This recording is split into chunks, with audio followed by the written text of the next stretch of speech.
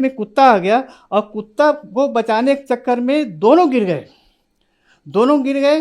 परिवारजों को भी चोट आई, मेरे बच्चे को भी चोट आई, मोटरसाइकिल में भी बहुत सारा नुकसान हो गया। तो जब घटने के बारे में मुझे जानकारी हुई तो मैं बहुत ही मायूस हो गया। मैं क्या बताऊं सर जी कि मैं गायत्री माता से ही ऐसा लगता है कि वो अपने बच्चों को बहुत अच्छा सुख शांति मिले, किसी प्रकार से आपदा से बचाए। मगर माता की हम भक्ति किए, यज्ञ किए, इसके बावजूद भी ये घटना घटित हो गई। ये तो मेरे मन में बहुत बड़ी एक परिवर्तन जैसा लगा। एक घटना से मैं बहुत ही विचलित हो गया मैं, और सोचने लगा कि वास्तव में गायत्री माता है कि नहीं। ये अपने बच्चों को भी मतलब परेशान करके रखती है, तो क्या मतलब ऐसे भक्ति करने से। और वहीं से मेरा मन उचाट हो गया इस लाइन से। और एक दिन अचानक टीवी के चैनल बदलते बदलते, क्योंकि मैं आध्यात्मिक लाइन से जुड़ा ही हुआ था, तो चैनल बदलते बदलते एक दिन गुरु जी का सत्संग चल रहा था, संत रामपाल जी महाराज जी का। क्योंकि मैं जानता नहीं था संत रामपाल जी महाराज को। 2013 के आसपास छत्तीसगढ़ में बहुत कम इनका प्रचार प्रसार था। तो उसमें एक कबीर सागर के बारे में उल्लेख था। चूँकि मैं कबीर पंथ से जुड़ा हुआ था दामाखेड़ा से, कबीर सागर के उसके चौपाई से, उनके साखी से, उनके सबद से चूँकि मैं परिचित था। कबीर साहब से ही मैंने मान लो वो शब्द लिखा है तो एक मन में एक अलग भाव आ जाता है। तो वो कबीर सागर के बारे में एक उंगली से गुरुजी दिखा रहे थे, तर्जनी उंगली से वो शब्द का वो रेखांकित कर रहे थे, उनको शो कर रहे थे। और उसके इस उंगली में बहुत चमक थी, एक अलग टाइप का चमक। तो वो मुझे एक मन को सोचने लगा कि ऐसा कौन सा चैनल है ये जिसमें इस प्रकार की कबीर साहब के बारे में बता रहे हैं। सभी चैनल वाले तो ब्रह्मा विष्णु महेश और ये दुर्गा के बारे में बताते हैं और भगवत गीता के बारे में बताते हैं, मगर बहुत कम ऐसी चैनल तो हुआ ही नहीं है जो कबीर साहब के बारे में बताएं। फिर लगातार मैंने 1 महीने तक के उनके सत्संग का लाभ उठाया और मुझे अच्छा लगा। वास्तव में ये ज्ञान बहुत ही ऐसा ज्ञान तो एक अनोखा ज्ञान है, आज तक ये ज्ञान मिला ही नहीं है। अब ब्रह्मा विष्णु महेश तक ही हम लोग सीमित थे, और गुरुजी तो बहुत ऐसा ज्ञान बता रहे हैं कि आज तक ये ज्ञान हम लोग अछूते रहे। और मैंने सोचा कि अब बिल्कुल जाए संत रामपाल जी महाराज के आश्रम। तो एक मेरे दोस्त थे, उनके साथ मैंने संपर्क किया और उसके बाद रामपाल जी महाराज जी के बारे में बताए कि ऐसा ऐसा एक संत है हरियाणा में, उनसे चला जाए, बहुत अच्छा ज्ञान है उनका। मैंने उनके सत्संग टीवी के चैनल के माध्यम से श्रवण किया है, तो वो भी तैयार हो गए और हमने संत रामपाल जी के आश्रम में नाम दाम लिए। सर, संत रामपाल जी महाराज जी से नाम उपदेश लेने के बाद आपको क्या क्या लाभ मिले? संत रामपाल जी महाराज जी के शरण में आने के बाद हमें बहुत सारे लाभ मिले सर जी। पहले तो हमें ये ज्ञान का जो हम जानते नहीं थे, हम यहीं तक स्वर्ग और नरक तक ही हम लोग जानकारी थी, और इस ज्ञान को मिलने के बाद हमें और मरने के बाद भी और कुछ है इसका हमें एहसास हुआ। और ये भी पता चला कि मनुष्य जन्म ही दुर्लभ है, मनुष्य जन्म में ही हमें मोक्ष प्राप्ति हो सकती है और किसी योनि में मोक्ष प्राप्ति संभव नहीं है। इसीलिए मनुष्य मानव जन्म दुर्लभ है, मिले न बारंबार, तरवर से पत्ता टूट गया बहुरन लागे डार। ये जो अमूल्य मनुष्य जन्म की जो कीमत है वो गुरुजी के शरण में आने से ही पता चला। और सर जी, मेरी पत्नी, नाम तो वो लिया नहीं था, मैंने नाम लिया था, और उनकी अचानक दर्द हो गई। दर्द होने से हमने डॉक्टरों के पास दिखाया। डॉक्टरों ने चेक करके कहा कि भाई इसमें गांठ है और इस गांठ को इनका बायोप्सी करना पड़ेगा। और वहाँ बहुत बड़े एक भिलाई में बहुत बड़ा पैथोलॉजी है, सुधीर पैथोलॉजी, वहाँ जाके ले जाना पड़ेगा। तो वहाँ से निकाल के दिए। वहाँ जाने के बाद वो लोग भेजे बॉम्बे, और वहाँ से फिर उनका चेक करके आए तो पता चला कि ऐसा कुछ नहीं है। जब ये लोग ले जाते थे तो चूँकि मैं गुरुजी के नाम दाम ले चुका था, तो मैं सुमरन करता था, हे बंदी छोड़ दया करना मालिक, हे बंदी छोड़ दया करना मालिक, यही मेरा एक प्रार्थना था। तो वास्तव में वहाँ से जब रिपोर्ट आता था उसमें कुछ मिलता ही नहीं था, मगर दर्द, चूँकि दर्द आराम होता ही नहीं था। फिर किसी दूसरे डॉक्टर के पास दिखाया तो वो भी बायोप्सी के लिए वहीं भेजते थे। वो भी वही था कि वो मेरा वही प्रक्रिया था, हे बंदी छोड़ दया करना मालिक। ऐसा ही 3 डॉक्टरों से बायोप्सी कराया, फिर भी वो उनका डॉक्टरों का ये मत ये रहा है कि ये कैंसर का संभवतः एक कैंसर हो सकता है, ये समझ के लोग बायोप्सी कराते थे, और मगर रिजल्ट कुछ भी नहीं आता था। अंत में जब तीसरा डॉक्टर के कराने के बाद उनको पता चला कि इसमें कैंसर की जैसा कोई लक्षण नहीं है, तब एक जो बहुत खतरनाक होने की संभावना थी वो केवल पल्स उसमें एक बदल गया, और उसको निकालने के बाद उनकी दर्द धीरे धीरे शांत होता गया। और ऐसा करने से आज भी वो किसी प्रकार की खतरा नहीं है और बस स्वस्थ जीवन व्यतीत कर रही है। मेरी पत्नी की यह एक बहुत बड़ी लाभ हुई। मेरी लड़की 11 साल की उम्र में उनको एक हार्ट प्रॉब्लम था, बचपने से हार्ट प्रॉब्लम था, मगर 11 साल की उम्र में उनको ओपन हार्ट सर्जरी हुई थी मद्रास में, जो आजकल तमिलनाडु बोलते हैं, वहाँ पे तो उस समय तो ठीक थी। आज उनको करीब लगभग 39 साल व्यतीत हो गया है, मैंने ओपन हार्ट सर्जरी हुए, मगर फिर भी अब कुछ फिर उनके लक्षण दिखने लगे हैं। और मालिक से मैं बार बार अर्जी लगाता हूँ, प्रार्थना करता हूँ, हे बंदी छोड़, आप ही सबसे बड़े डॉक्टर हैं। अगर कोई इतने बड़े हॉस्पिटल हार्ट का सर्जरी होने के बावजूद भी अगर कुछ और होता है तो आपकी जिम्मेदारी है मालिक, आप ही उसको संभालेंगे, आप ही बचाएंगे, यही मेरा प्रार्थना होता है। मगर आज वो लड़की ठीक है और स्वस्थ है। अब नाम ले चुके हैं, दोनों भक्ति कर रहे हैं और गुरु जी के शरण में हैं। और एक लाभ मेरे जीवन में हुआ है सर जी, हम लोग मेरे पास एक छोटी सी कार है, उस कार में हम लोग भगत भाई भी थे और मेरे ससुर जी थे, उनके साथ हम लोग एक दिल्ली जा रहे थे। दिल्ली एक हम निकट का शहर है वहाँ पे, और एक पीछे से कोई कार वाले आए, क्योंकि ड्राइविंग मैं कर रहा था, पीछे से कार वाले इतने धड़धड़ाते से आए और वो सीधा मेरे ड्राइवर साइड को ही ठोक दिए, और ठोक करके वो टक्कर होके स्वयं वो कार जो है कम से कम 20 गज आगे वो सड़क के दूसरे साइड में निकल गई, वो खड़ी हो गई और हमारी गाड़ी चल रही थी। मैंने बोला ये इतनी मैंने कैसे, हम तो अपने साइड में हैं भाई, और ये कैसे हमको ठोक के चली गई। ऐसा करके अब जब हम लोग खड़े हुए और वो गाड़ी वहीं पे एक्सीडेंट होके चली गई, गिरे जैसा हो गया था, और हम आके जाके हम जहाँ पे रुकना था वहाँ रुके। तब वो देखे उतर के तो ये पूरा ड्राइवर साइड का जो फाटक है वो पूरा चपट गया था, और हल्का सा मुझे, क्योंकि कुछ ना कुछ खिड़की खुला रहता है, तो यहाँ पे थोड़ा सा टच हुआ था, ज़्यादा मुझे एहसास नहीं हुआ। वो भी वास्तव में उस दिन ड्राइवर का मरना ही था, इतनी बड़ी ठोकर थी कि उस ठोकर को गुरुजी ने बहुत ही आसान कर दिया। और मुझे आज याद आता है, ये वाकई गुरुजी की बहुत बड़ी मुझ पर कृपा हुई है, मुझे एक जीवन दान मिला है, ये मुझे एहसास होता है आज। सर, संत रामपाल जी महाराज जी की शरण में आने के बाद आपको बहुत सारे लाभ प्राप्त हुए। संत रामपाल जी महाराज जी के विषय में एक धारणा है कि संत रामपाल जी महाराज से जो अनुयायी जुड़ते हैं वो अंधश्रद्धा भक्ति के तहत जुड़ते हैं। आप एक हेड मास्टर हैं, आपको देख करके ऐसा नहीं लगता है कि आप भी संत रामपाल जी महाराज जी से अंधश्रद्धा भक्ति के तहत जुड़े होंगे? सर, ये बातें कहाँ तक सही हैं? अंधश्रद्धा वाली बात नहीं है सर जी, गुरुजी के ज्ञान में प्रबलता है, उसमें उनके ज्ञान में इतनी माने एक शक्ति है कि उसमें अंधश्रद्धा वाली बात नहीं, उनके ज्ञान ही अनोखी है। वो ज्ञान समझने के बाद उसमें जरा भी कहीं गुंजाइश नहीं है, बिल्कुल साफ क्लीन पारदर्शिता है उसमें। जरा भी उसमें कहीं हमने उनका देखा देखी जुड़ गए, या उसने हमारे वो बड़ा साहब जुड़ गए तो हम भी जुड़ जाएं, ऐसा वाली जरा भी इसमें किंचित मात्र भी जगह नहीं है।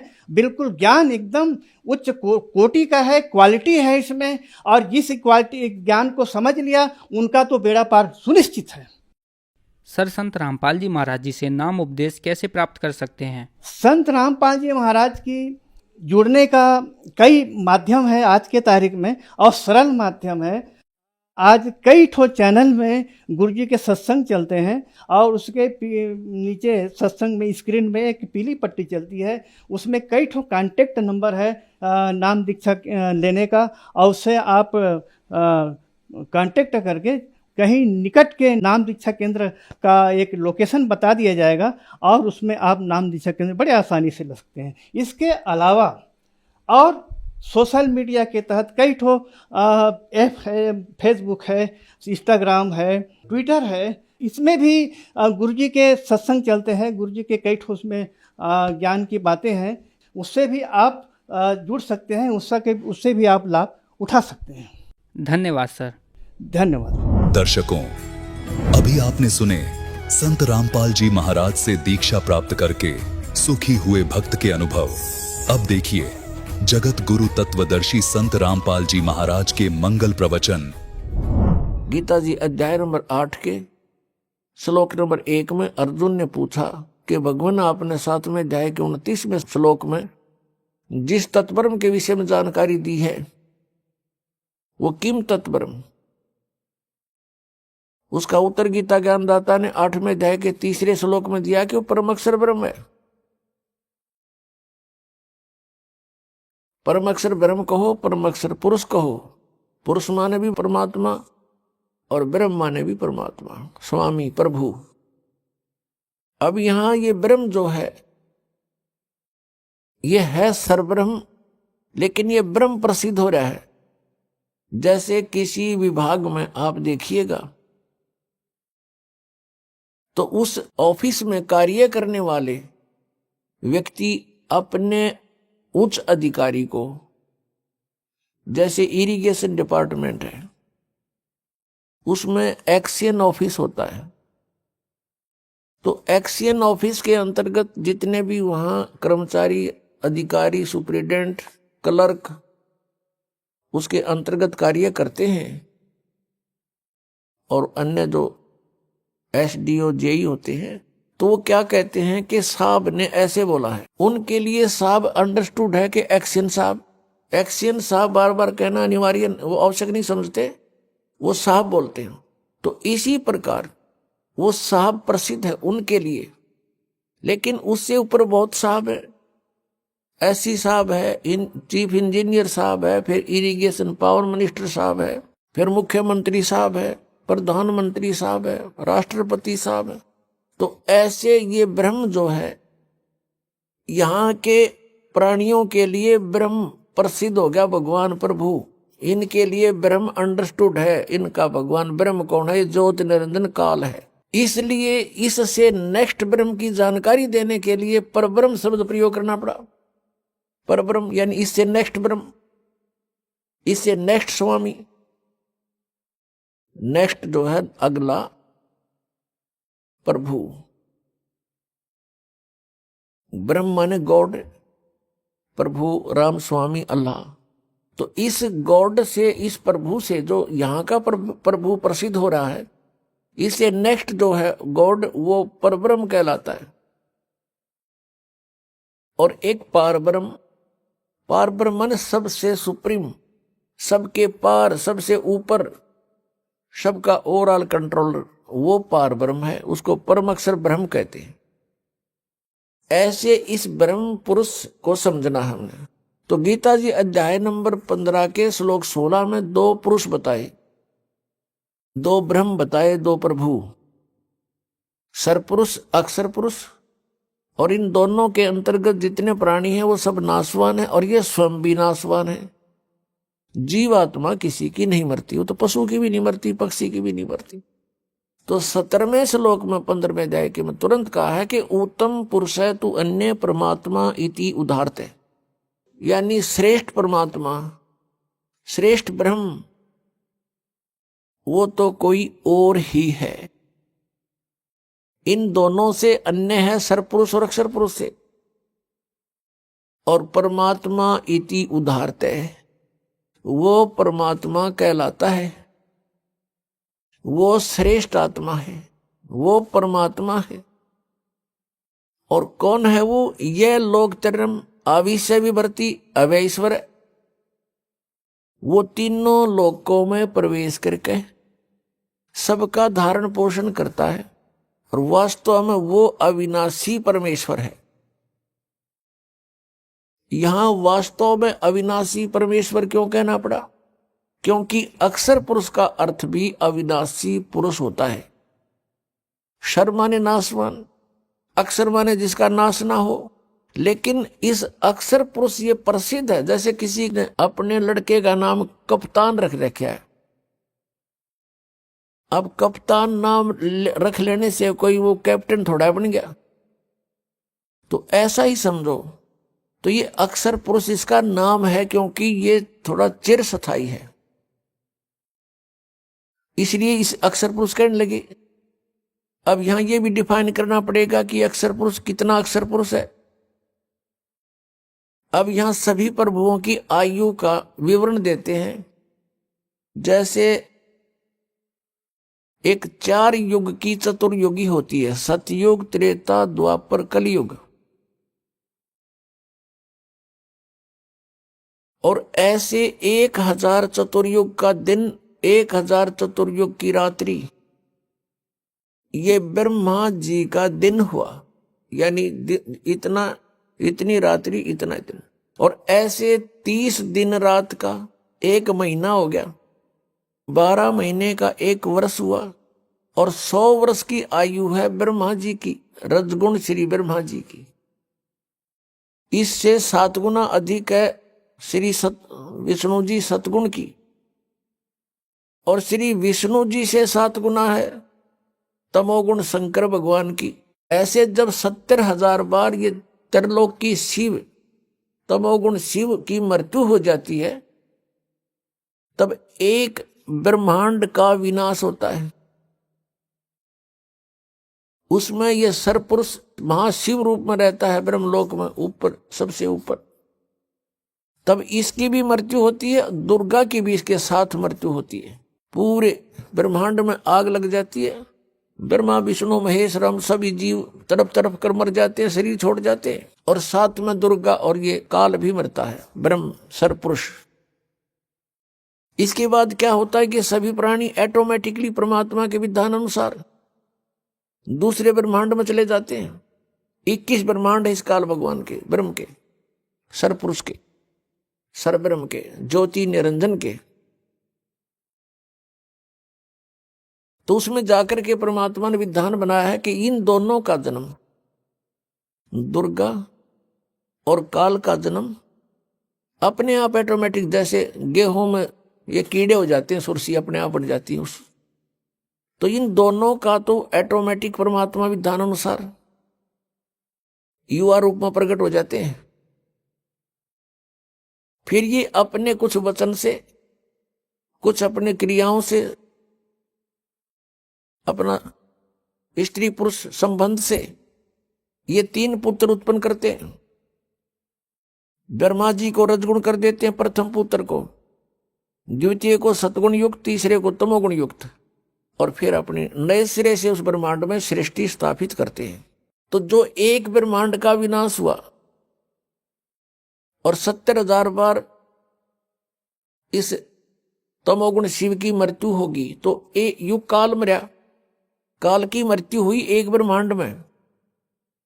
तो उस जो एक युग हो गया किसका? अक्षर पुरुष का। इतना समय का एक युग हो गया अक्षर पुरुष का। और ऐसे 1000 युग का दिन, ऐसे बने हुए युग का 1000 युग का दिन, इतनी ही रात्रि, और 30 दिन रात का महीना, और 12 महीने का 1 वर्ष, और 100 वर्ष की आयु है अक्षर पुरुष की। अब ये इतना अक्षर है, ये इतना चिरस्थायी है, इसलिए इसको अक्षर पुरुष कहने लगे। और फिर भी इसकी मृत्यु है। एती उम्र बुलंद मरेगा अंतरे, सतगुरु लगे न कान न भेंटे वो संतरे। इतनी लंबी उम्र भी हो जाएगी तो भी मृत्यु होगी, क्योंकि वो तत्वदर्शी संत नहीं मिला तुम्हें, जिसका गीता जी अध्याय नंबर 4 के श्लोक नंबर 34 में वर्णन है। और परम अक्षर ब्रह्म की, परम अक्षर पुरुष की मृत्यु नहीं होती। अपने आत्माओं, श्रीमद् भगवत गीता अध्याय नंबर 15 के श्लोक नंबर 16 में सरपुरुष और अक्षर पुरुष, सरपुरुष तो ये ब्रह्म है जिसकी ऐसे मृत्यु होती है इतने समय में, और अक्षर पुरुष इतनी लंबी उम्र, और इसलिए इसको अक्षर पुरुष कहने लग गया, अविनाशी। लेकिन ये अविनाशी नहीं है, इसका विनाश होता। इसलिए गीता जी अध्याय नंबर 15 के श्लोक 17 में डिफाइन करना पड़ा कि उत्तम पुरुष है तू अन्य, वो श्रेष्ठ परमात्मा तो कोई और है। और परमात्मा इति उदारते, जिसको परमात्मा कहा जाता है वो है सही मायनों में परमात्मा, श्रेष्ठ आत्मा। और ये लोक तरम, और वही तीनों लोकों में प्रवेश करके अविषय विवर्ती अवय ईश्वर है। वो अवय माने अविनाशी, अविनाशी परमेश्वर है वो। अब इसलिए इसमें स्पेशल कहना पड़ा, इसलिए इस कंसेप्ट को क्लियर करने के लिए। तो पुण्यात्माओं, इस तत्व ज्ञान को समझने के लिए हमने बहुत समय लगाना पड़ेगा। अभी तक तो हमारे अंदर अज्ञान भर रखा था, ठोक ठोक कर युगों से ठोक रखा है। और आत्मा कोई आज की थोड़ी है, ये तो जब से जन्मी है तभी से इस अज्ञान को अपने अंदर फीड करती आ रही है। इसके अंदर कोड वर्डों में सारा कुछ फीड है पिछले पूर्व जन्मों का। अब तो इस बात को समझना बहुत आसान हो गया, आध्यात्मिक ज्ञान को। जैसे एक चिप होती है मोबाइल में, और उसमें 40-40 घंटे का 50 घंटे का सत्संग आ जाता है, और इतनी गो है कति बिल्कुल। और ये तो एक परमात्मा द्वारा बनाए गए मनुष्य से बनाई गई है। और जिस परमात्मा ने मनुष्य भी बनाया वो क्या बना सकता है? तो हमारे अंतःकरण में, आत्मा में परमात्मा ने ये सब ऐसा सिस्टम फिट कर रखे, असंख्य जन्मों का रिकॉर्ड आपके अंदर कोड वर्डों में जमा है। तो वो हमारे अंदर फीड है। अब गीता जी अध्याय नंबर 11 के श्लोक नंबर 32 में ये गीता ज्ञान दाता कहता, मैं तो काल हूं और सब न खाऊंगा, सब न मारूंगा। घर में जाए के 21वें श्लोक में अर्जुन कह रहा है, भगवान आप तो देवताओं को भी खा रहे हो, कुछ आपकी जाड़ा में लटक रहे हैं और आपसे प्रार्थना कर रहे हैं, बख्श दो बख्श दो, मंगल हो मंगल हो। वेदों के स्तोत्रों से आपकी स्तुति भी कर रहे हैं, आप तो उनको भी खा रहे हो। तो यहां इसने स्पष्ट कर दिया, भाई मैं तो काल हूं और सब न खाऊंगा, तू ना युद्ध करेगा तो भी इनको मार डालूंगा। तो हम जहां रह रहे हैं ये काल है, और ये कसाई बताया परमात्मा ने। काल कसाई हस्त है, सर्वे लोक को खाए, अंकुश निर्गुण नाम का ये सतगुरु दर पकड़ा जावे। सतगुरु के दरबार में कबीर परमात्मा जब आते हैं और उसकी शरण में जैसे हम आ जाते हैं, जैसे अब इस दास को भेज दिया परमात्मा ने, अपनी वही पावर दे करके शक्ति दे दी। काम उन्हीं की शक्ति, उन्हीं के हाथ में रिमोट है इस दास का। तो अब इस परमात्मा की शरण में इस दास के माध्यम से आने से भी आपको उतना ही प्रोटेक्शन मिलेगा।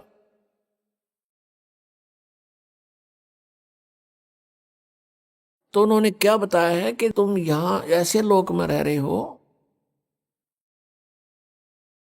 जैसे कसाई बकरे पालता है और वो सर्व सुविधाएं देता है अपने बकरों को स्वस्थ बना रखने के लिए।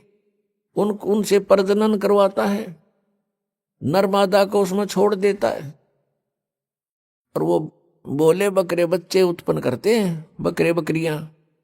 और उनमें कितनी ममता होती है। किसी के बच्चे को दूसरा बकरा या बकरी टच कर देता है तो उसके साथ भिड़ने को पहुंच जाते हैं वो बकरे बकरियां, दूसरे उसके माता पिता, और खूब युद्ध करते हैं कि मेरे बच्चे को तूने क्यों सता दिया। और सभी सुविधाएं उनको प्राप्त होती हैं, यानी जलाशय बनाया हुआ होता है, उनके ऊपर शेड डाल रखा होता है, झोपड़ी, उनके लिए चरागाह बनाई होती है। अब वो बकरे ये सोचते हैं कि देख हमारा भगवान, हमारा स्वामी, हमारा प्रभु कितना दयालु है, हमारी कितनी केयर टेक करता है, कितनी देखभाल करता है, कितनी सुविधाओं का ध्यान करता है, कितना व्यवस्था कर रखी है। जिस कारण से वो उसको अपना एक दयालु स्वामी मानते हैं। और जब वो कसाई उन बकरों में आता है, उसको एक नेक इंसान मान के अपना हितैषी जानकर वो भोली आत्माएं उसके वो बकरे उसके पास आ जाते हैं। कोई तो उसको चाटता है, वो ऐसे हाथ लगाकर देखता है और वो प्यार करते हैं, जीभ से चाटते हैं उसको, अच्छा नेक आदमी मान के।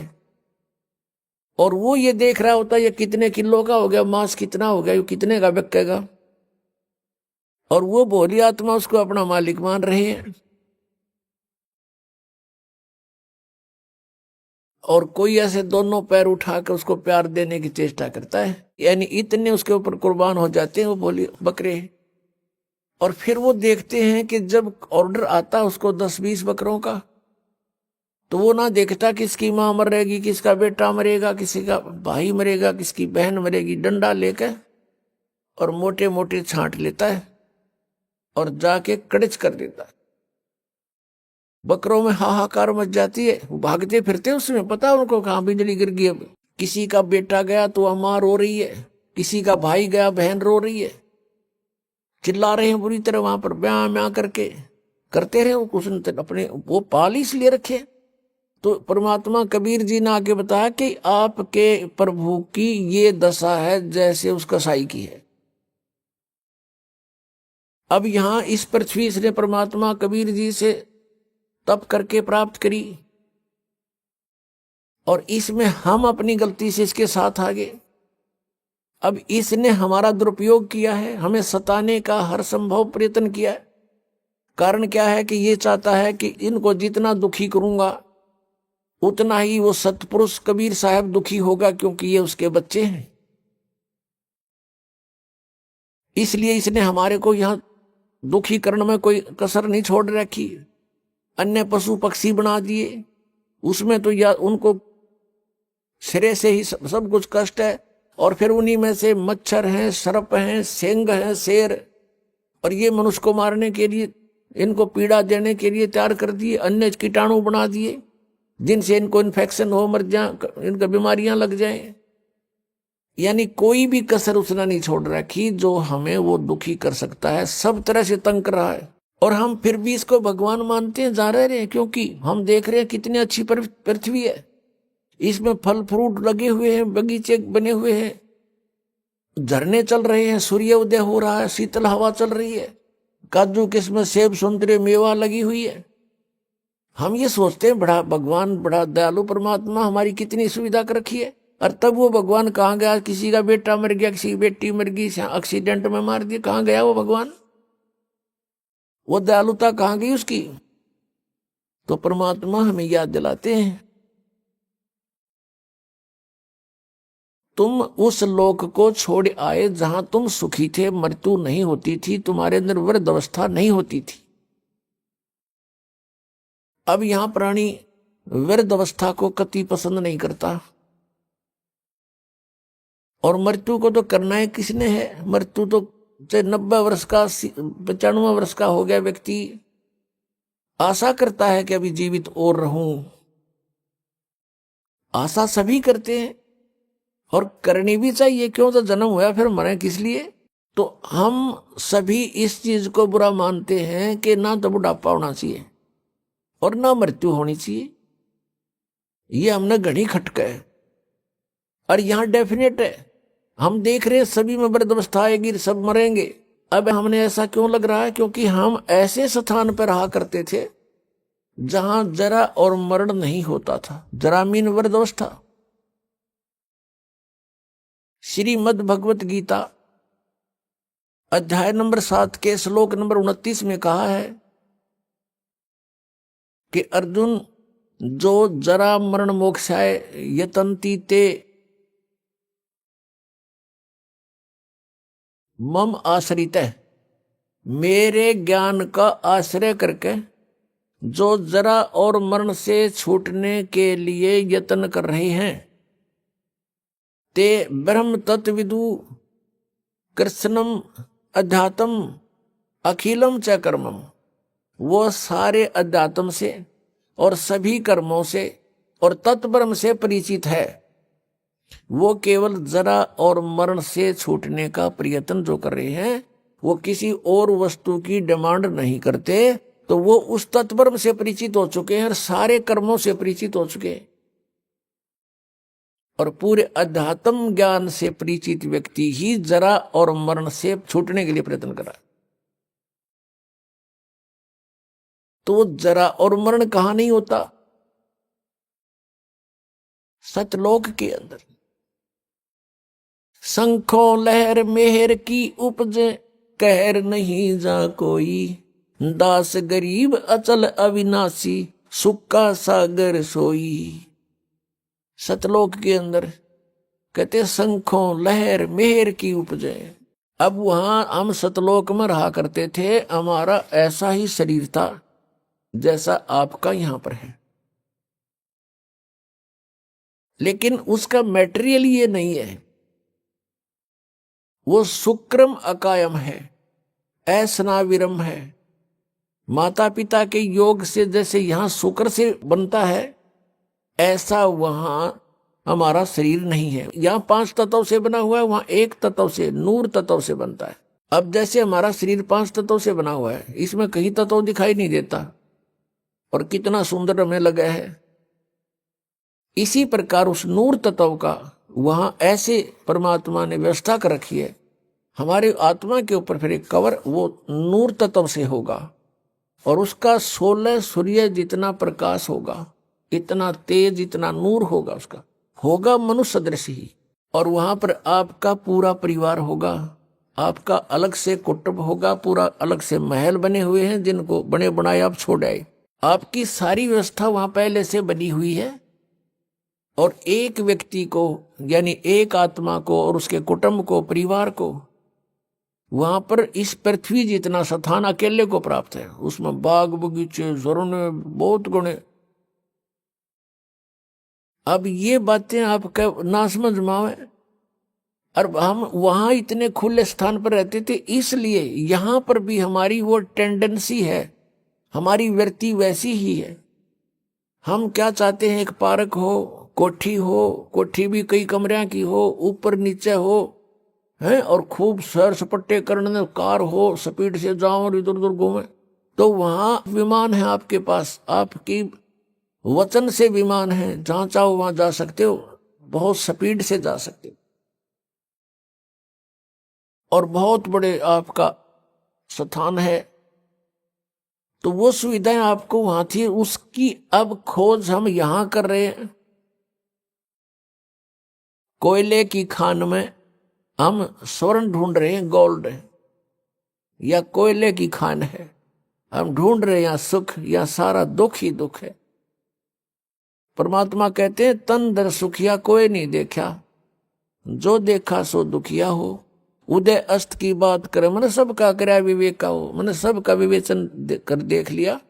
किसी के पास भी संत जाते हैं, 100 समस्याएं बता देता है, चाहे राष्ट्रपति हो यहाँ का, और चाहे ब्रह्मा हो, चाहे विष्णु हो, चाहे शिव हो, और चाहे इंद्र हो, वो भी 100 समस्याएं। उनकी इतिहास देख लो, ऋषियों के सामने कैसे प्रार्थनाएं कर रखी उन्होंने।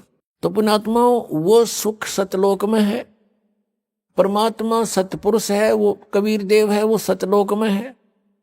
जब हम उसके राज्य में पहुंच जाएंगे, फिर हमारी मृत्यु और बुढ़ापा नहीं होगा। वहां जाएंगे कैसे? वो विधि आपको कल के सत्संग में बता दी थी विस्तार से, कि नाम जाप से हम भक्ति की कमाई इकट्ठी करेंगे। जब हम सतलोक से आए थे, हमारी बैटरी फुल चार्ज थी, हमारे बहुत ज्यादा पुण्य हमारे साथ थे। अब हम अपनी गलती से इस काल के साथ आगे लटक गए, इस पर आसक्त हो गए, और अब यहां हम रह रहे हैं इसके लोक में, तो हम उस अपनी पुण्य कमाई को बर्बाद कर चुके हैं। इसका ये रेस्टोरेंट है। अब जैसे ऊपर स्वर्ग बना रखे इसने, इस काल भगवान ने, वो स्वर्ग क्या है? स्वर्ग इज ए रेस्टोरेंट। और उस रेस्टोरेंट में जो किसी कोई जाता है तो उसका मालिक उससे चार्ज लेता है। जैसे कमरे का किराया खाने का, जैसे खाने का खर्चा उसका 20 रुपए लगते हैं तो 50 रुपए चार्ज करता है, और वो उस रेस्टोरेंट में रहने वालों से चार्ज किया जाता है, और उनकी पूंजी समाप्त होती है, होटल वाले की पूंजी बढ़ती है। तो ऐसे ये काल भगवान ने रेस्टोरेंट बना रखे हैं जिनको ये स्वर्ग कहता है। वहां सारी सुविधाएं, बदमाशी, बकवाद, डांस, गाने, बड़े बड़े झरने बह रहे हैं, पार्क बने हुए हैं, वहां ये सैर सपट्टे करके स्वर्ग में अपने पुण्यों को नष्ट करके फिर दोबारा यहां पृथ्वी पर आ जाता है। तो पहले इसने हमको ऊपर रखा अपने महास्वर्ग में, जिसको ब्रह्मलोक कहते हैं, और ये स्वयं गुप्त रहता है। उसने वहां ब्रह्मलोक में एक इंद्र का लोक, एक महाइंद्र का लोक, और महाइंद्र के लोक में इसने ऊपर बना रखे फिर नकली सतलोक, यानी सच्चे सतलोक की, रियल सतलोक की डुप्लीकेट नकल बना कर यहां स्थापित कर दिए कि कल को इनको कोई बताने आ भी जावे सतलोक वाला, कोई परमात्मा या उसका कोई भेजा हुआ दूत, तो ये भ्रमित रहे कि यहां है सतलोक, इसी में धक्के खाते रहे। तो नकली सतलोक, अलखलोक, अगमलोक, अकय लोक यहां बना रखे हैं काल ने इस ब्रह्मलोक के अंदर। तो हमें पहले वहां रखा और चार्ज हमारे से शुरू कर दिया। फिर हमें जब हमारी पूंजी कुछ कम हुई तो नीचे वाले स्वर्ग में रखा, जहां इंद्र का लोक एक अलग से है, कॉमन स्वर्ग बोलते हैं उसको। और उससे उसमें भी जब पुण्य समाप्त हुए, पृथ्वी पर मनुष्य बनाकर पटक दिया, यहां जन्म दे दिया स्त्री पुरुष बना करके। फिर यहां पर हमारे इतने पाप इकट्ठे होते चले गए। पुण्य क्योंकि शास्त्र अनुकूल साधना से बनते हैं, शास्त्र अनुकूल साधना इसने मिथ्या करवा दी। जब तक हमारे पूर्व जन्म के पुण्य रहते हैं तो हम जो साधनाएं किसी से भी सुनाते हैं उसको करते रहते हैं, और वो हमें लाभ हो रहा है पूर्व जन्म के संस्कारों से। हम सोच रहे इन साधनाओं से हमें लाभ हो रहा है, तो इस भ्रम के अंदर हम अपने सतयुग, त्रेता, द्वापर में ये सब पुण्यों का नाश कर देते हैं। और उस दौरान कोई हमें परमात्मा आते हैं, स्वयं चारों युगों में आते हैं, क्योंकि अपना का दुख अपनों को ही होता है। उस परमात्मा से हमारा कष्ट सहा नहीं जाता। हम रोते हैं, चिल्लाते हैं, किसी का बेटा मर गया, किसी की बेटी मर गई, लेकिन वो परमात्मा फिर वहां से चल कर आते हैं।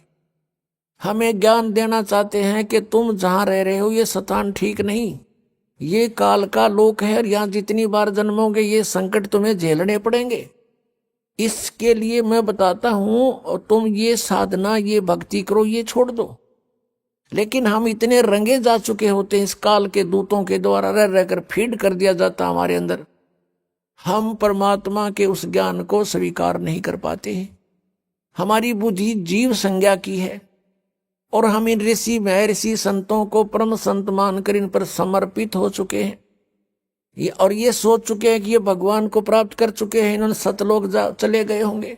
क्योंकि सतलोक का वर्तमान के अंदर ठेका ये राधा स्वामी पंथ, धन धन सतगुरु पंथ, जय गुरुदेव पंथ मथुरा वाला, इन्होंने ले रखा है कि हम सतलोक भेजेंगे। इन सतलोक का ना पता, इनको सतनाम का पता नहीं। इनके पूर्वज ने, यानी जिसने ये काल का जाल प्रारंभ किया, राधा स्वामी पंथ, श्री शिवजाल जी को कहते हैं, उनका चलाया हुआ ये पंथ है।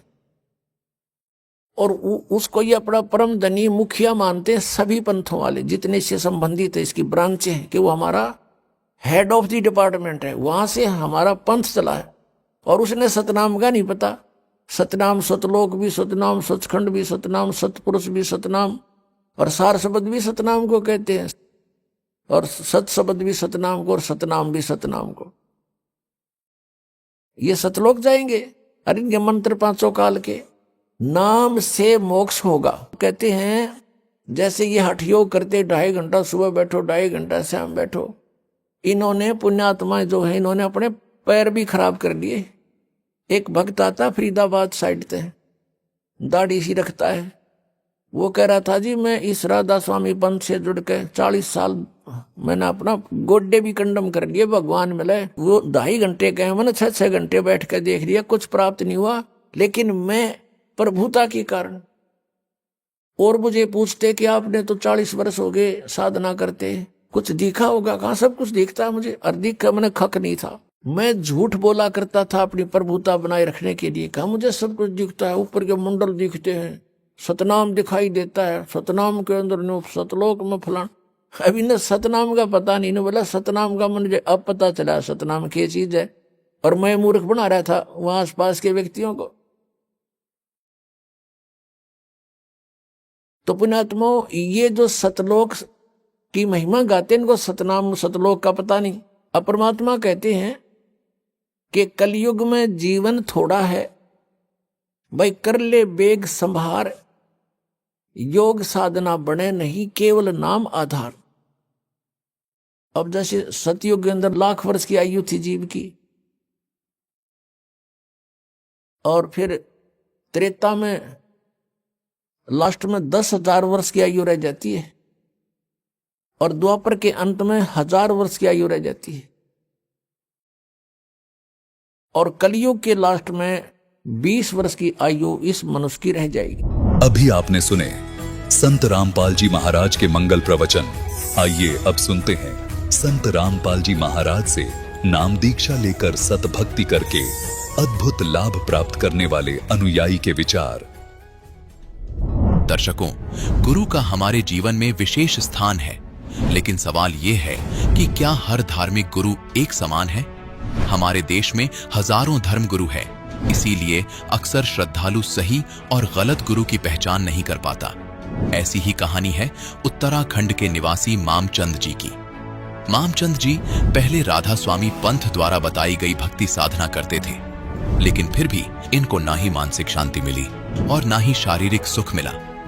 आज संत रामपाल जी महाराज की शरण में आने के बाद मामचंद जी का कहना है कि मेरा जीवन पूरी तरह बदल गया है, मुझे मोक्ष की गारंटी मिल गई। मामचंद जी का कहना है कि मेरे गले में कैंसर था और मुझे बवासीर की समस्या भी थी, लेकिन जब से मैंने संत रामपाल जी महाराज द्वारा बताई गई भक्ति साधना की, तब से ये बीमारियां मानो छूमंतर हो गई। दर्शकों, क्या वास्तव में संत रामपाल जी महाराज द्वारा बताई गई भक्ति साधना में इतनी शक्ति है कि लोगों के असाध्य रोग ठीक हो रहे हैं? आइए जानते हैं कि इसकी सच्चाई क्या है।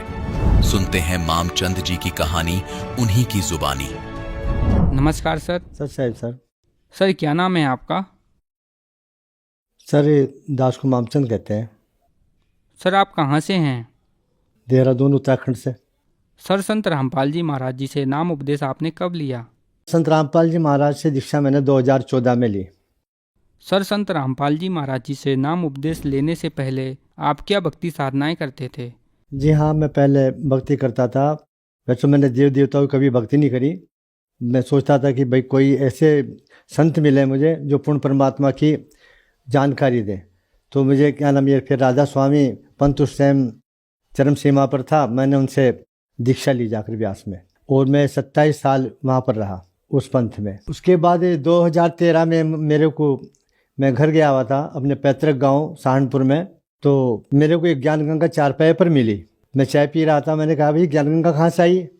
कह ले भाई ये तो हमारे पिताजी लेकर आए हैं। क्या नाम, मेरी भतीजी बोली कि वो बागड़ गए थे, क्या नाम, वो गुग्गा पूजा करते हैं, तो वहाँ से रामपाल के शिष्य सेवा कर रहे थे, तो उन्होंने ये पुस्तक 10 रुपये में ली।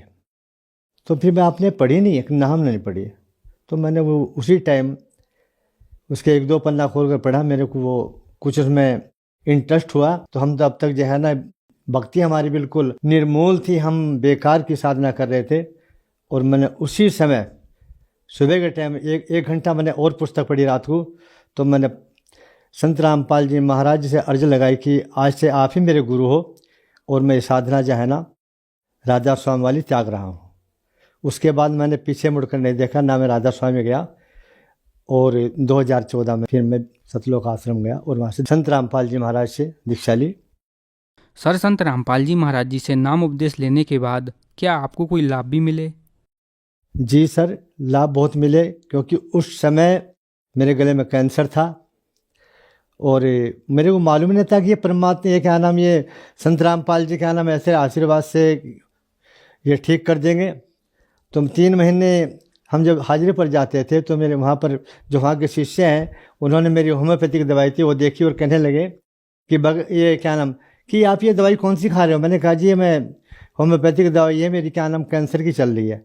अरे नहीं नहीं नहीं नहीं, संत रामपाल जी से क्या नाम आप जो है ना प्रार्थना कीजिए और वो आपको आशीर्वाद दे देंगे। हाँ ठीक है जी। तो जिस समय शाम के समय हम लाइन में लगे हुए थे, गुरु जी आए और मैंने उनसे प्रार्थना करी, गुरु जी डॉक्टर लोग ये मेरे को कैंसर बताते हैं गले में। तो गुरु जी ने आशीर्वाद दिया, कहना बेटा भक्ति करते रहो सब ठीक हो जाएगा। और उसके बाद मेरे को बिल्कुल भी कोई दर्द और कोई मेरे जो गले में रुकावट थी खाने में कोई मुझे प्रॉब्लम नहीं हुई। एक मेरे को बवासीर थी उस टाइम भी क्या नाम जब मैं जाता था 3-4 बार तो मेरे कपड़े गंदे हो जाते थे। तो कुछ दिनों तक ऐसे ही रहा, मैं भक्ति करता रहा, मगर इससे ज़्यादा बड़ी भक्ति कोई नहीं है।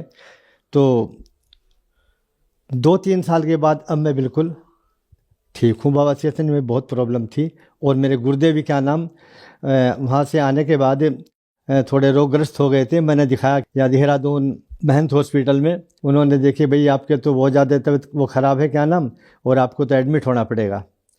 तो मैंने कहा मैं एडमिट नहीं होऊंगा। 70% तक पस आ चुकी थी। तो मैंने क्या नाम फिर भी गुरु जी का नाम लेकर उनसे प्रार्थना लगाई मन ही मन में, गुरु जी मैं कोई दवाई नहीं ऐसी खाऊंगा जो मेरे को यहाँ क्या नाम अस्पताल में आना पड़े। और मैंने एक होम्योपैथिक डॉक्टर से अपना छोटा मोटा इलाज करता रहा और आज मैं बिल्कुल ठीक हूँ। और जिस टाइम मैंने दीक्षा ली थी उस टाइम मेरी सिर्फ क्या नाम इतना कमज़ोर था, मेरा वज़न सिर्फ 45 किलो वज़न था और आज दास का वज़न 55 किलो है और दास की उम्र भी 73 वर्ष की हो चुकी है। मेरे भाई को भी गले में कैंसर था और मेरी माताजी को भी उसी का कैंसर था जहाँ मेरे को था। ये हमारी वंशानुगत जो है ना बीमारी थी जी, इसलिए मैं समझ गया था कि ये बीमारी जो है ना। और मैंने होम्योपैथिक डॉक्टर को दिखाया, वो कहने लगे भाई ये तो तुम्हें कैंसर है। तो मैं घबराया नहीं, ना मैं घर पर अपने बच्चों को भी नहीं बताया कि मेरे को कैंसर है।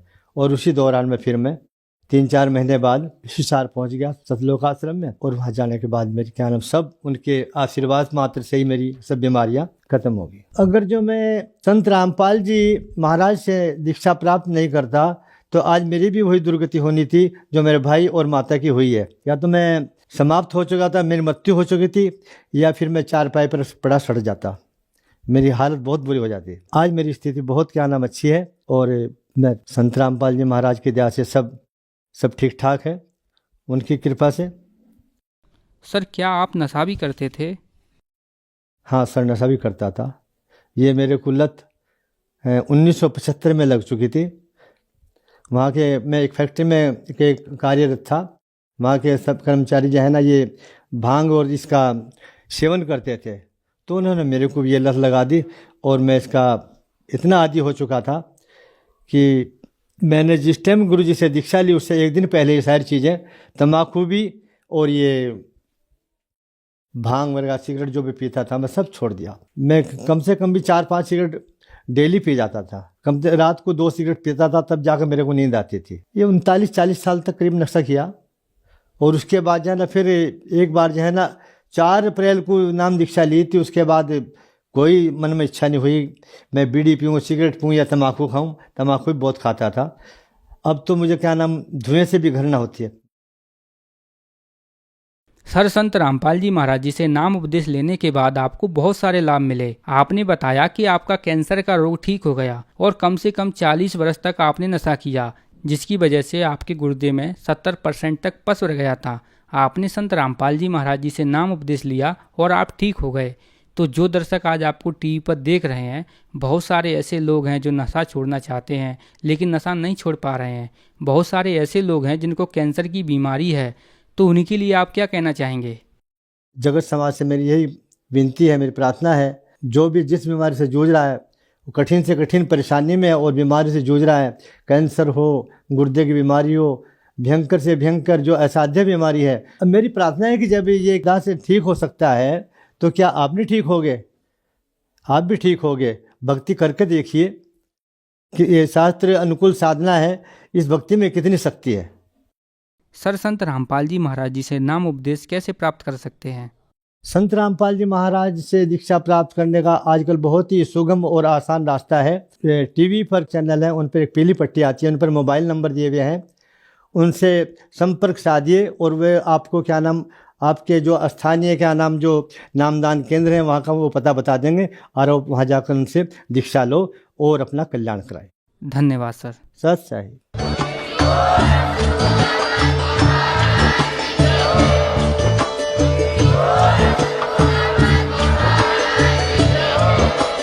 आप सुन रहे थे जगत गुरु तत्वदर्शी संत रामपाल जी महाराज जी के मंगल प्रवचन। अधिक जानकारी के लिए विजिट कीजिए हमारी वेबसाइट www.jagatgururampalji.org। संत रामपाल जी महाराज जी के शुभ आशीर्वाद से पूरे विश्व भर में 500 से भी ज्यादा नाम दीक्षा केंद्र हैं, जिन पर संत रामपाल जी महाराज जी द्वारा ऑनलाइन निशुल्क नाम दीक्षा दी जा रही है। अपने नजदीकी नाम दीक्षा केंद्र का पता करने के लिए संपर्क करें 8222880541।